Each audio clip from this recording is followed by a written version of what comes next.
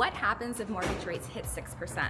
According to the NAR, that number makes the median priced home affordable for another 5.5 million households.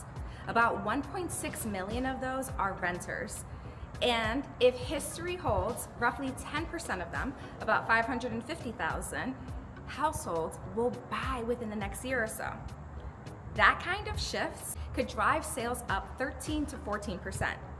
Double-digit growth in almost 1 year almost never happens, in housing at least. So let's talk about what that really means for buyers and sellers for the market overall. Hey, I'm Lucy Cordero. I make videos to help you make better decisions about real estate. Buying, selling, or just trying to follow where the market's at. For sellers, inventory is already up, about 20% higher than last year according to Realtor.com. Many more homes are sitting on the market. Sellers are cutting price to get attention, and if rates fall, more buyers step back in. But it also unlocks sellers who have been holding off. I don't want to give up my low rate crowd. Suddenly moving doesn't feel like such a big penalty. So you'll get more demand, but also more listings. For buyers, at 6%, affordability opens up. People who couldn't qualify before suddenly can. And that changes behavior fast. It doesn't mean that everyone rushes out to buy a house tomorrow, but when hundreds of thousands of households go from a no to a yes, that's real demand showing up.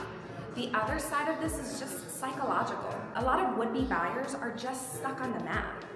They're worried about making a decision that they'll regret, paying more for the same house, and stretching too far. That's what's been keeping people on the sidelines. Lower rates can calm some of that fear. Let's talk about the market. What does it mean as a whole? NAR expects sales to jump 13 to 14% at 6%. That's rare. I'll say that again, that is rare. And with more homes for sale than we've seen in almost a decade, this market is in a position to handle it without prices running away. The big picture, NAR says that we could hit that 6% sweet spot by 2026. So here is the takeaway. 6% isn't just a headline. It changes the math for millions of households. It brings buyers off the sideline, and it gives more confidence to list. And it just restarts movement across the board.